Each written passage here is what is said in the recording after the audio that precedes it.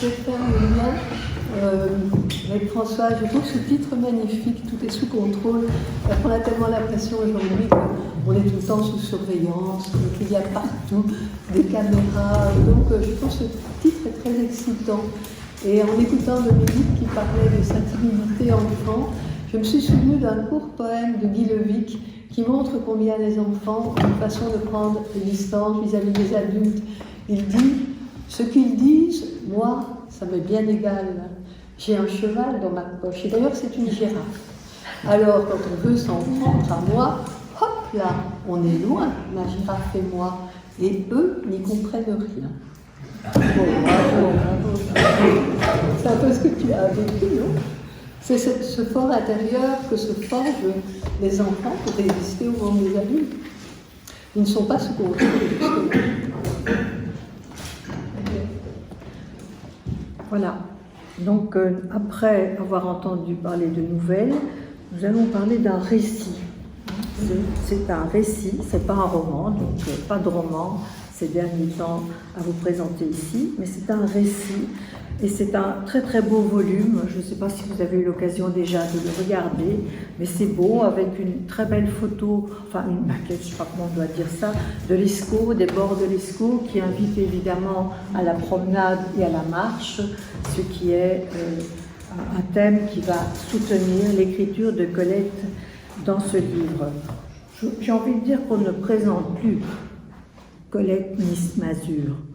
Tous et toutes, nous l'avons lue, nous l'aimons, on la commente, on continue à la lire et ce soir, qui plus est, nous avons la chance de pouvoir dialoguer avec elle. Et ça, je crois que c'est un grand plaisir.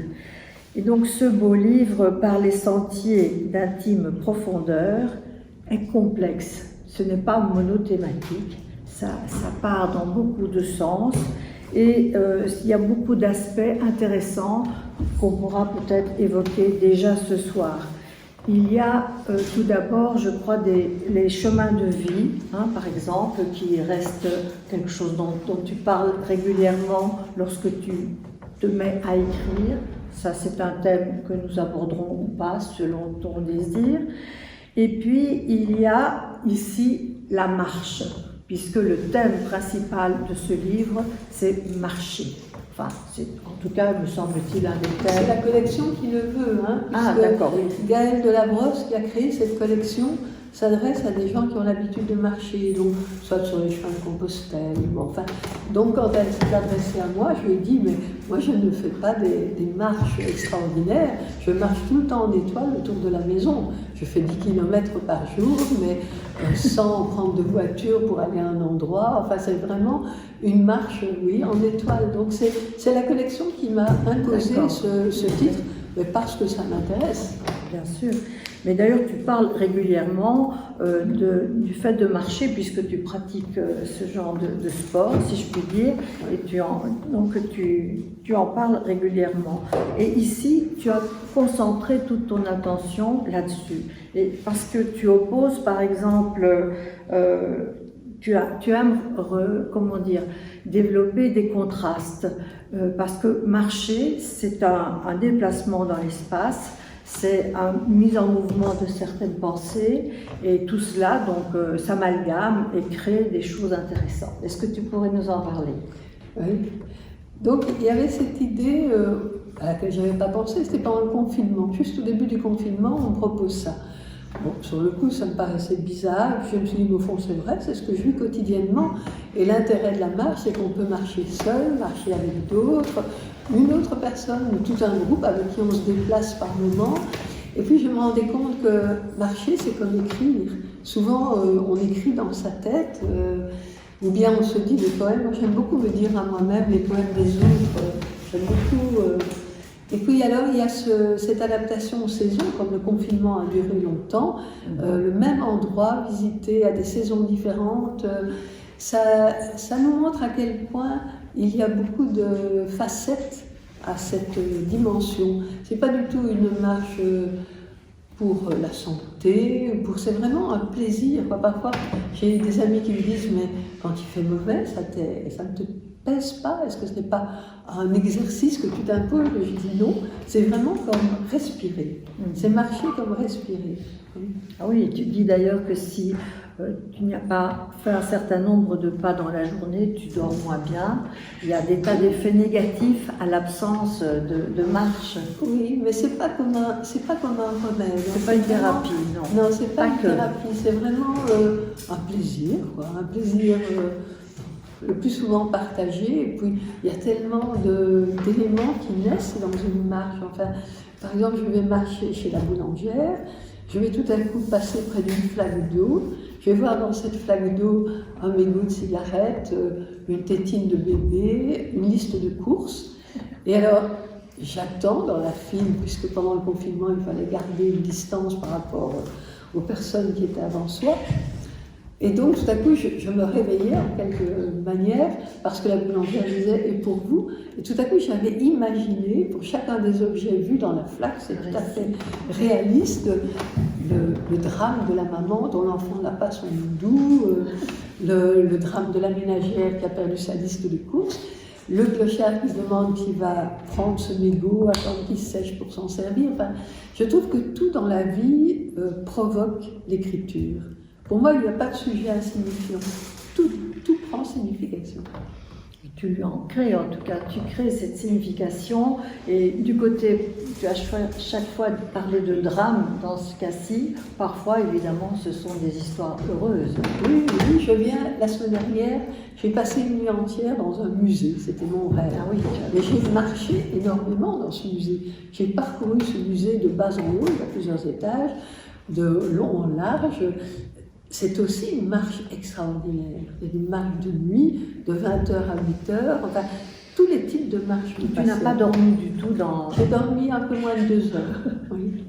Bravo, compliment, parce que ça doit être quand même... Est-ce que tu as fait des rêves particuliers dans ce musée?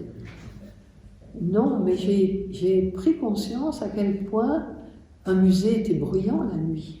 Combien il y a des pavements qui sont disloqués, il y a les bois qui craquent et les néons, parce que dans chaque pièce, il y a des néons qui s'allument quand on entre. Et alors ça fait du bruit en s'allumant, du bruit en s'éteignant, et essayer de dormir sous un néon, c'est épouvantable. Donc il y a cette découverte-là. Et puis dans le musée où j'étais, ce qui était très comique, c'est que pour aller vers la cuisine, si on voulait boire un peu d'eau, ou vers les toilettes, on déchaînait la musique de l'estaminet qui est recréé. Et il y a une boîte à musique, donc chaque fois qu'on se dirige, ça évalue une petite musique. Enfin, c'est très curieux. J'ai découvert un nouveau type de marche nocturne dans un lieu que je connaissais très bien depuis des années. Non, je trouve ça très excitant. Tu es la seule à avoir pu faire ça, c'est pas quelque chose d'habituel quand même. Il y a une collection, hein, une nuit dans un musée. Hein, Leïla Slimani avait aussi. Oui, à la Didier Punta del Salvaire, il y a énormément de titres dans cette collection. Hein. Mais ici, ce qu'il y avait de spécifique, c'est que nous étions deux, qui étaient avec une femme qui enseigne la muséologie à la faculté d'Arras, et que par hasard j'ai invité à passer la nuit avec moi. C'était très, très passionnant, très, très passionnant. Donc c'est de nouveau une marche imprévue. Je ne pensais pas que j'allais parcourir autant d'espace en une nuit. Ce qui, moi, m'a fasciné dans ce livre, cette belle présentation et cette photo des bords de l'Escaut, c'est aussi ce rappel constant. Quand tu parles des chemins de vie, par exemple, ce rappel constant de ce qui t'a peut-être aussi amené à l'écriture, c'est-à-dire cette histoire terrible qui est la tienne, d'avoir perdu si jeune ton père d'abord, et quelques mois plus tard ta mère. Et donc tout cela a enclenché chez toi peut-être un désir de garder les choses d'une certaine manière, de les interpréter et de les apprivoiser. Alors, est-ce que tu peux en dire quelque chose de tout cela? Oui, je pense qu'en chaque personne, enfin chacun d'entre vous, il y a une faille, il y a une blessure plus ou moins profonde, et que loin de nous défaire, ça nous permet de nous faire autrement. Je pense que à partir de cette faille, il y a une forme de lumière et aussi d'exploration des profondeurs et peut-être de capacité d'empathie avec les autres. Il y a une sorte de nappe phréatique dans laquelle on peut puiser et qui nous permet d'être toujours en relation avec les autres. J'étais frappée dans vos livres précédents combien il y avait ce lien perpétuel, que ce soit avec la machine à photocopier ou que ce soit avec des écrivains, pas seulement de la ville de Liège, mais de la ville de Fès, etc. Je trouve qu'il y a dans l'écriture, comme le mot le dit, un cri. Il y a le fait de héler et il y a le tu, même si on écrit pour soi dans un premier temps, il y a toujours une relation à l'autre, et ce du retravail continuel, c'est pas du tout cru, c'est pas non plus du trop cru, c'est cette juste distance, ce juste écart qu'il est difficile de trouver, qu'on ne trouve jamais. Mais j'aimais bien aussi, évidemment, que tu puisses redire de nouveau ce début d'histoire de vie douloureux. Et tu termines ce paragraphe en disant « Elle a décuplé, donc la mort n'a pas eu le dernier mot, elle a décuplé notre amour de la vie. » C'est ce que tu viens d'expliquer de façon plus détaillée maintenant. C'est cette idée-là. Il y a une prise de conscience de la précarité. Moi, depuis que j'ai 7 ans, je sais que je vais mourir, alors que hier, on met du temps à découvrir ça. J'ai pu embrasser mon papa mort, ma maman morte. Enfin, c'est une façon d'être conscient que chaque instant est tellement unique, tellement précieux. Oui, ça décuple certainement le désir d'être au monde. Mon petit frère et ma petite sœur ont la même dynamique. Alors, il y a bien sûr des personnages particuliers qui méritent évidemment d'être évoqués, ce serait peut-être un peu long, mais il y a cette religieuse qui s'appelle donc Mère Marie Tarchisius. Elle a changé de nom en cours de vie parce que ça a évolué. Après, ça a été Madame Martens, et puis ça a été Mariette. On est allé vers une simplicité. Hein, mais c'est très beau, hein, Mère Marie Tarchisius. Il faut dire que ça a été cette femme qui m'a accueillie quand mes parents sont morts. Elle a vraiment servi comment est-ce qu'on pourrait dire ça, de personne intermédiaire, parce que quand on est accueilli dans une famille, oui, mais aussi, j'étais dans une famille où il y avait plusieurs enfants, et à elle, je pouvais tout dire, parce qu'autrement, c'est très difficile d'être prise entre des familles différentes, la famille d'où on vient, la famille qui vous accueille, la famille qui accueille votre frère, la famille qui accueille votre soeur. Vous avez des mœurs différents, on est différents, tout différent. Tout à coup, j'hésite entre féminin et des mœurs. Oui, féminin. Oui, tout à coup, j'hésite. Ce qui est valable, ce qui est bien dans une famille n'est pas dans l'autre, donc on est obligé de fortifier en soi une qualité à la fois de silence et de résistance. Et elle m'a servi vraiment comment est-ce que je pourrais dire, je savais que je pouvais lui parler, qu'elle n'en parlerait à personne, et qu'elle ne me donnerait pas de conseils, et qu'elle m'aiderait à poser des questions. C'est une femme qui était une mystique charnelle, comme c'est beau. Une femme extraordinaire. Je crois que je n'ai jamais rencontré dans ma vie quelqu'un d'aussi exceptionnel que ça, à tout point de vue. Bon, c'est une chance. Bien sûr. Et alors, il y a ce qui m'avait frappé aussi dans ce livre, c'est dans ton écriture, cet art des oppositions. Il y a toujours dedans, dehors, proche, lointain, solitude, foule, vide, plein. Et donc, je me demandais si tout ça n'était pas de nouveau lié à cette opposition vie-mort que tu as commencé par évoquer. Et donc, tout le livre est construit justement à partir de ces oppositions.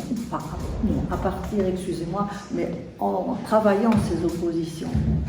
Oui, moi je suis très très sensible à ce monde de l'ombre et de la lumière. Combien en nous et hors de nous, il y a tellement de ténèbres, d'ombre. Je ne suis pas du tout idéaliste, pas du tout les choses. Je pense que je suis très lucide. Mais en même temps, il y a ce désir absolu de cultiver la lumière. C'est une expression qui m'avait frappée. À Tournai, il y a un très très bon peintre qui s'appelle Alain Minence. Et j'avais écrit dans son atelier pour un catalogue. Et j'arrive dans l'atelier et je suis frappée par beaucoup de marines dans les tons comment comment on pourrait dire, de cendre, comme ça, très... Et alors, je vois sur la table une grande feuille où sa femme avait écrit « Il me semble que tu deviens de plus en plus sombre, tu devrais cultiver la lumière. » Je trouvais ça magnifique. Hein.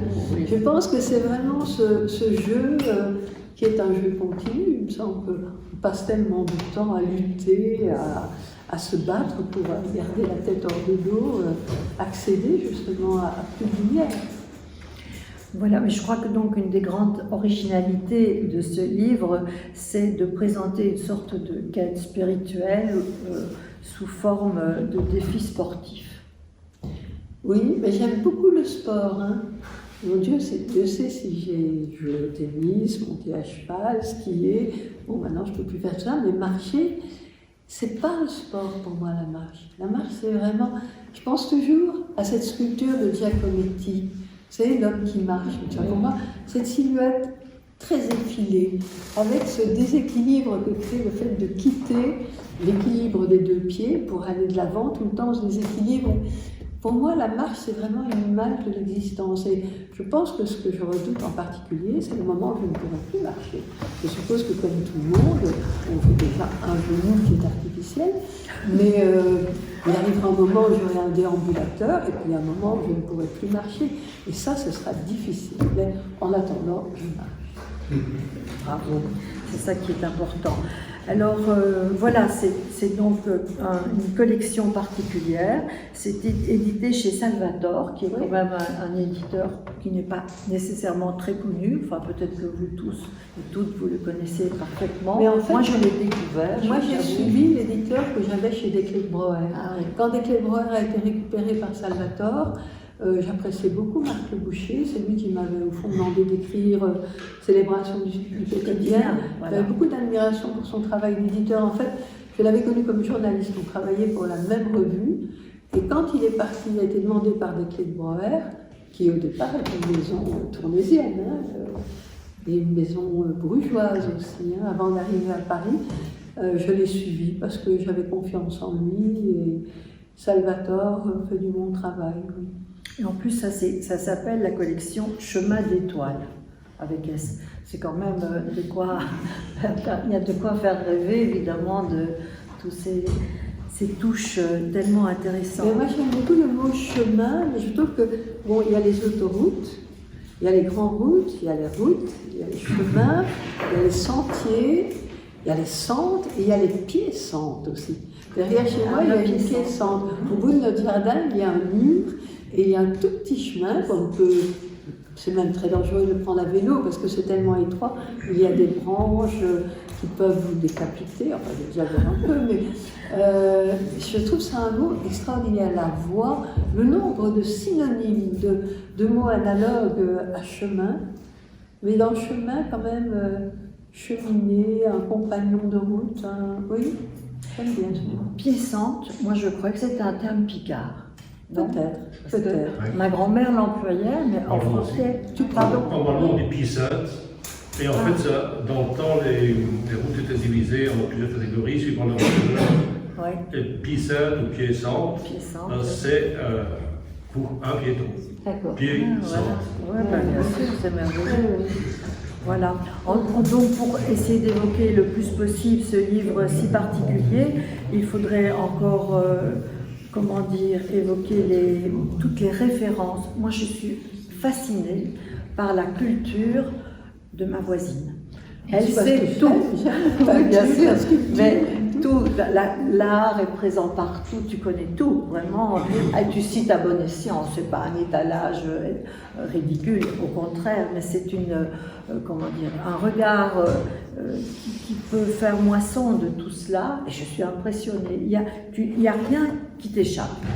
Et tu as une très bonne mémoire, et tu as une très bonne mémoire en plus, et moi, bien sûr, ma mémoire est un peu moins subtile. Et par exemple, il y a ce film Va et devient, de Va, vie et devient, qui cite encore ce film-là.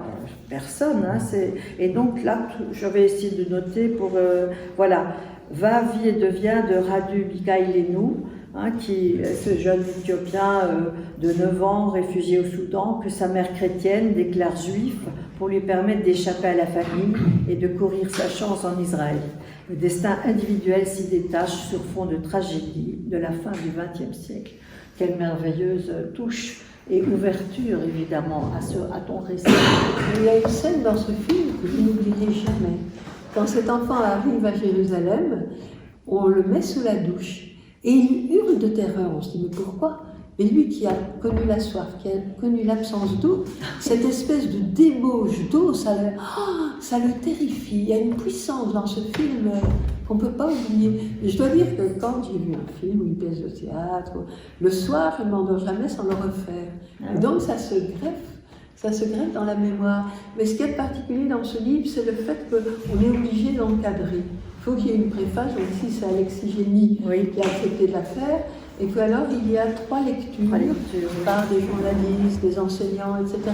Au début ça m'ennuyait, parce que le texte comme s'il fallait l'accompagner, et en plus un entretien, c'est un peu lourd au départ, ça, mais bon, il faut obéir à la collection. Voilà, mais bon, voilà. Mais en tout cas, c'était aussi intéressant ces regards croisés. Ces regards croisés, je trouvais que ça donnait une Ça fait un peu penser profondeur. à ce que tu disais dans ton livre, hein, le fait d'avoir des regards différents. Au départ, ça me surprenait pour un livre de marche, mais alors après, je me suis dit, c'est aussi son intérêt, quoi. On sort des sentiers battus. La piéçante. Les piéçantes.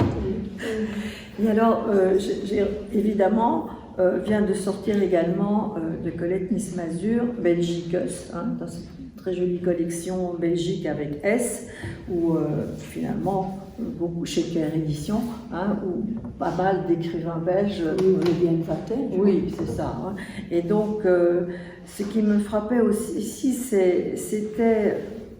Comment dire, le fait que Belgicus reprenait un peu, comment dire, comment expliquer ça? Je ne trouve plus. Enfin, c'est parce que je viens d'être distraite par ce beau petit fascicule qui s'appelle Lettres d'Atonie, hein, dans cette présentation merveilleuse qui est, enfin, c'est Jacques Brémond qui fait ça. Voilà, avec du papier recyclé. Avec du papier recyclé. Et je voulais en tout cas signaler la chose parce que par rapport à cette espèce d'efflorescence et de glorification de la vie qu'on trouve par des sentiers d'intime profondeur, on pourrait dire un mot du titre aussi, il y a ici une évocation de l'atonie, ce qui est rare chez toi, mais tu as aussi quelques textes qui ont abordé cette façon plus sombre de ressentir et de vivre la vie. Et donc, voilà, c'est aussi une tension particulière entre différentes choses, entre différents livres de ton œuvre. Et Belgique n'est ni d'un côté ni de l'autre, mais reprend un peu, comment dire, des éléments de ta biographie, hein, de ta vie, et des voyages, ton amour du train. Quelles que soient les grèves qui parfois m'empêchent de faire ce qu'elle veut, mais cet amour du train avec tout ce que ça implique à la fois comme possibilité de rencontre, comme mouvement et en même temps comme difficulté aussi. Oui. Oui, c'est vrai que je fréquente beaucoup les trains et que je crois que j'ai déjà connu tous les cas de figure, depuis la nuit dans un train, c'est pas le musée, parce que ce train était en panne, donc sur la surveillance des vigiles avec les chiens, c'est très particulier, oui. Et puis il y a beaucoup de cruauté, beaucoup de grossièreté, beaucoup de bienveillance, enfin, c'est une école de vie, je trouve qu'on est vraiment plongé dans le réel, on ne veut pas abuser de notre temps. C'est vrai. Peut-être, j'ai envie de lire un poème de Amalelu, qui est un des derniers livres qui est sorti. Ben, je vous dirai au revoir, comme ça ce sera de circonstance. Hein. J'ai mis en citation, en exergue, Henri Beauchot, qui est un écrivain que j'admire beaucoup. Nous sommes dans l'air vif du matin. On pense à la voix lente et obscure de l'être, à la voix avide, ardente de l'avoir, celle de notre temps pressé comme une orange. Partir au lever du jour, s'en aller sur la pointe des pieds, respiration retenue sans déranger personne. Refermer la porte, ne pas se retourner sur les lieux, les êtres fraternels, mais s'ouvrir à ce qui vient, à la rencontre de qui s'en va, délesté, ravi. Merci. Merci beaucoup.